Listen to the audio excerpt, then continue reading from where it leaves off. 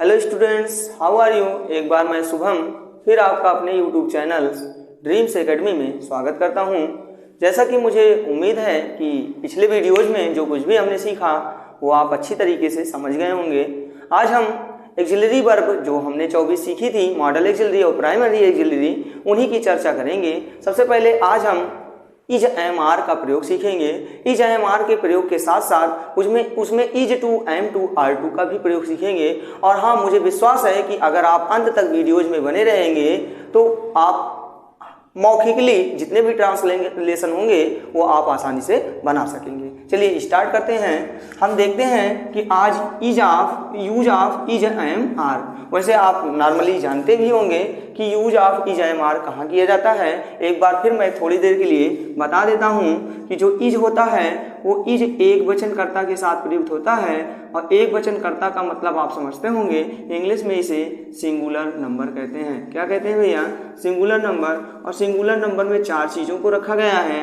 पहला है ही, और दूसरा है सी, और तीसरा है इट, और चौथा है नेम। अगर दुनिया का कोई भी नाम है तो वह भी एक वचनकर्ता होगा। जैसे ही जो होती है उसकी हिंदी जो है वह होती है, सी की हिंदी होती है वह भी होती है, लेकिन वह जो होता है ये मेल को इंडिकेट करता है। और जबकि सी जो होता है वो फीमेल को इंडिकेट करता है। किसको इंडिकेट करता है भैया? फीमेल को। और जबकि जो इट होता है ये निर्जीव वस्तुओं के लिए प्रयोग किया जाता है, जैसा कि मैंने पिछले वीडियो में बताया भी था। हम एक एक प्रयोग सीखेंगे, इट के बारे में भी जानेंगे, नाम के बारे में भी जानेंगे, क्या कैसे ट्रांसलेशन सेट होते हैं। तो सबसे पहले हम आज इज का ही प्रयोग सीखेंगे। इज का प्रयोग हम लोग देखते हैं, ट्रांसलेशन का स्ट्रक्चर देख लेते हैं इसका। तो सबसे पहले आप क्या लिखोगे? सब्जेक्ट लिख दोगे, फिर लिखोगे इज प्लस लिखोगे ऑब्जेक्ट। अगर अदर मटेरियल है तो आप अदर मटेरियल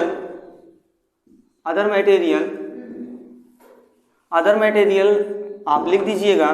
तो क्या होता है, जैसे एक ट्रांसलेशन लेते हैं, जैसे राम एक विद्यार्थी है, तो आप इसकी अंग्रेजी कैसे बनाओगे? ये नॉर्मली मतलब थोड़ी देर के लिए समझ जाइए। अगर आपके समझ में आ जाएगा तो मैं is to am to are to की चर्चा करूंगा।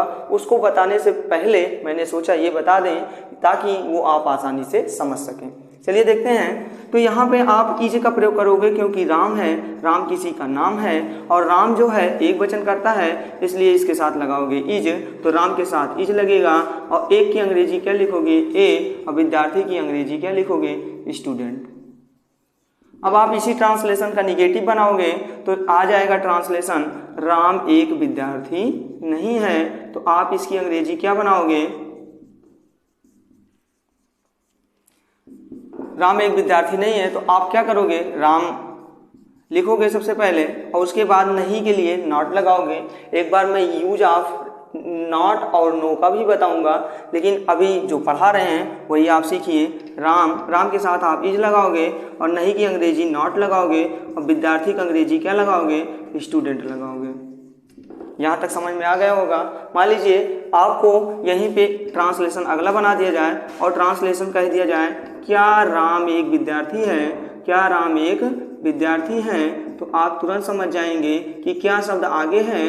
तो याद किए रहना, कभी भी क्या शब्द आगे आएगा तो एक रामबाण इलाज इसका समझ जाइए कि कभी भी क्या शब्द आगे आता है तो आप इज एम आर आगे करेंगे। क्या आगे करेंगे भैया? इज एम आर आगे करेंगे। तो यहाँ पे क्या शब्द आगे आया है तो, और राम एक वचन को इंडिकेट कर रहा है, इसलिए आप इज लगाएंगे। क्या लगाएंगे? इज लगाएंगे। और इज के तुरंत पश्चात क्या लगाएंगे? और राम की अंग्रेजी लिखेंगे तो इज राम हो जाएगा। और उसके बाद एक की अंग्रेजी लगाएंगे, ए लिखेंगे, और विद्यार्थी की अंग्रेजी क्या लगाएंगे? स्टूडेंट लगाएंगे। तो ट्रांसलेशन बनेगा इज राम ए स्टूडेंट। यहाँ तक समझ में आया? कोई डाउट नहीं होगी?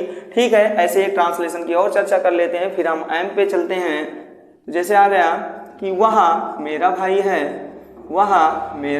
है, तो ये बताइए वह जो है सजीव है, और सजीव है इसलिए यहाँ पे वह के लिए आप क्या लगाओगे? मेल है, और इसलिए वह के लिए आप ही लगाओगे। और ही एक वचन को इंडिकेट करता है, इसलिए यहाँ क्या लगाओगे? इज लगाओगे। और मेरा का अंग्रेजी क्या होता है? माई होता है। और भाई की अंग्रेजी क्या होती है? ब्रदर होती है, इसलिए ट्रांसलेशन बनेगा ही इज माई ब्रदर। अब आज इज के लिए इतना ही। अब हम बात करते हैं एम का। वैसे आप पढ़े होंगे कि जो आई होता है आई के साथ आप क्या लगाते हो, आई के साथ आप एम लगाते हो। क्या लगाते हो, आई के साथ एम का प्रयोग करोगे और आई के साथ एम का प्रयोग करोगे। इसकी स्ट्रक्चर देख लेते हैं। सबसे पहले आप सब्जेक्ट लिखोगे, फिर क्या लिखोगे, एम लिखोगे, फिर प्लस यहाँ सब्जेक्ट में सिर्फ आई ही रहेगा, आई के साथ एम लिखोगे, फिर ऑब्जेक्ट लिखोगे, फिर अदर लिखोगे। चलिए ट्रांसलेशन देखते हैं। मैं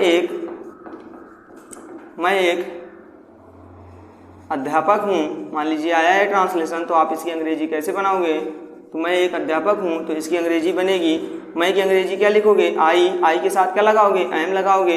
एक की अंग्रेजी ए और अध्यापक की अंग्रेजी क्या लगाओगे, टीचर, तो आई एम अ टीचर। अब आप समझ गए होंगे कि नहीं के लिए सर ने बताया था नॉट लगा दोगे तो ट्रांसलेशन बनेगा I am not a teacher.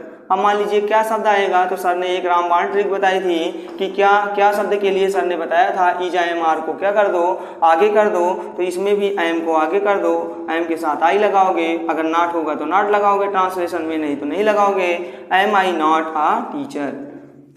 और क्या वाले शब्द में आप क्वेश्चन मार्क का चिन्ह अवश्य लगाएंगे। हमारे ख्याल से आपको इतना समझ में आ गया होगा।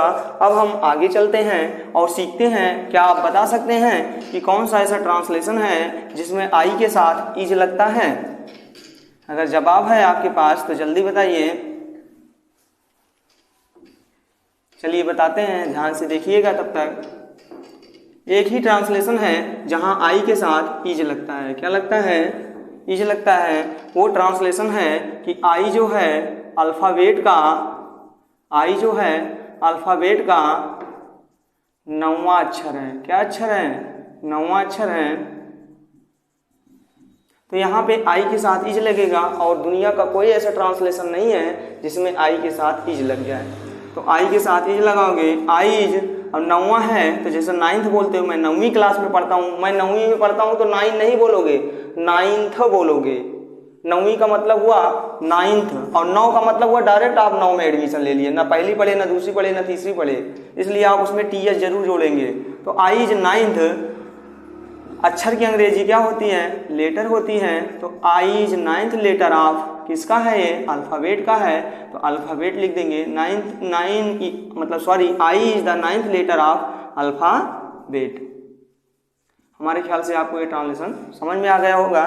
चलिए हम आगे देखते हैं। यूज ऑफ आर का प्रयोग सीखते हैं। इसके जस्ट बाद तुरंत अभी हम लोग is to, am to, are to का प्रयोग सीखेंगे। Use of are.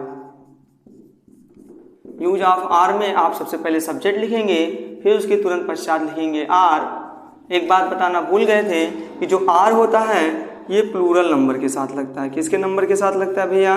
Plural number के साथ लगता है।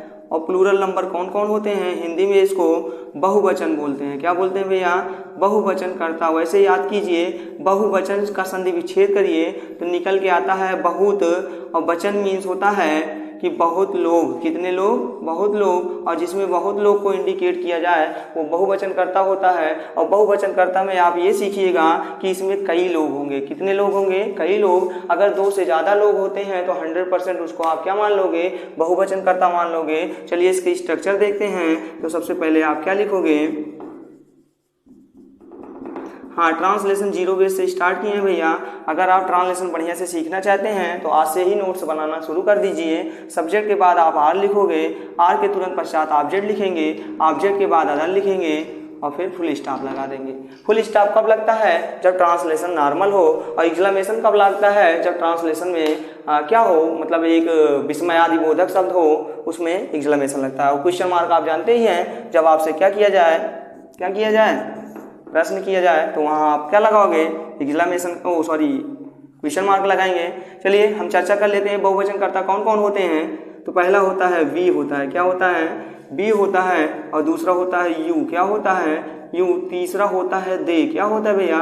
दे। और चौथा होता है, जैसे समझा दे रहे हैं, चौथा लिख नहीं सकते हैं। चौथा जैसे हो गए वे बच्चे, हमारे अध्यापक, हमारे दोस्त। ये सारे ट्रांसलेशन जो होते हैं, लड़कियां, लड़के, महिलाएं, ये सारे ट्रांसलेशन जो होते हैं, मतलब सारे शब्द जो देख रहे हैं आप, वो प्लूरल नंबर को इंडिकेट करते हैं। क्योंकि महिलाएं में क्लियर हो गए, एक महिला की तो बात कर नहीं रहा है, कई महिलाओं की बात कर रहा है, इसलिए वहाँ पे क्या होगा, प्लूरल होगा। चलिए एक ट्रांसलेशन की बात करते हैं। सबसे पहले आप सब्जेक्ट लिखोगे, फिर क्या लिखोगे, आर लिखोगे, फिर ऑब्जेक्ट लिखोगे, फिर अदर। सब्जेक्ट पहचानने के लिए अभी बताएंगे ट्रांसलेशन में, या डायरेक्ट आप कह सकते हो कौन शब्द का प्रश्न करो, क्या कौन शब्द का, जैसे। और ऑब्जेक्ट पहचानने के लिए आप क्या शब्द का प्रयोग करो, तो फिर से समझ जाइए। सब्जेक्ट पहचानने के लिए आप क्या करोगे, सब्जेक्ट पहचानने के लिए वाक्य से कौन शब्द का प्रश्न करो, किस शब्द का, कौन शब्द का। और जबकि ऑब्जेक्ट पहचानने के लिए क्या शब्द का प्रयोग करोगे भैया, किस शब्द का, क्या शब्द का। ये सबसे बढ़िया है, आप ट्रांसलेशन इससे भी बना सकते हैं। तो सबसे पहले आप इसमें सब्जेक्ट लिखना। चलिए जैसे एक ट्रांसलेशन लिखते हैं, वे महिलाएं हैं, वे महिलाएं हैं, तो क्या होता है, तो इसकी अंग्रेजी होगा कि दोज। यहाँ पे दोज लगेगा भैया, क्या लगेगा, दोज लगेगा, क्या लगेगा, दोज लगेगा। और दोज के साथ आर लगेगा, क्या लगेगा, आर। यहाँ पे मैं थोड़ी देर के लिए दीज और दोज का मतलब बता दे रहा हूँ। दीज का मतलब होता है ये, और दोज का मतलब होता है वे। चलिए आगे देखते हैं। तो दोज आर, और महिलाओं को बहुत लोग इंडिकेट कर रहे हैं, तो इसलिए यहाँ पे ओमेन होगा, क्या होगा, ओमेन। ध्यान से देखिए, यहाँ पे ई लगा दिए हैं, तो ये ई जो होता है बहुवचन को इंडिकेट करता है। चलिए हम आगे देखते हैं, एक दो ट्रांसलेशन और देख लेते हैं, फिर हम डायरेक्ट चलते हैं is to am to are to का। चलिए देखते हैं, जैसे वे, हम सब, हम सब दोस्त हैं। तो हम सब यहाँ पे इंडिकेट कर रहा है बहुत लोग को, तो हम की अंग्रेजी क्या लगाओगे, वी, और सब के लिए यहाँ पे आल लगाओगे। और दोस्त हैं, इंडिकेट हैं, जब ध्वनि हैं की निकले तो आप तुरंत जान जाइएगा कि ये भी बहुवचन है। तो we all are friends, friends बोलोगे, क्या बोलोगे, फ्रेंड्स बोलोगे। यहाँ तक समझ में आ गया होगा हमारे ख्याल से। और क्या वाले में आपको कुछ नहीं करना है, इज एम आर को क्या कर देना है, आगे कर देना है। तो जैसे हो जाएगा क्या ये वस्तुएं हैं, क्या ये वस्तुएं हैं। तो इसकी अंग्रेजी आप क्या बनाओगे, तो क्या के लिए इज एम आर आगे करोगे, तो यहाँ पे आर है तो सबसे पहले आर आगे कर दोगे। और ये के लिए अंग्रेजी अभी बता के है भैया, दीज लगेगी, क्या लगेगी, दीज। और वस्तुओं की अंग्रेजी क्या लगाओगे, थिंग्स लगाओगे।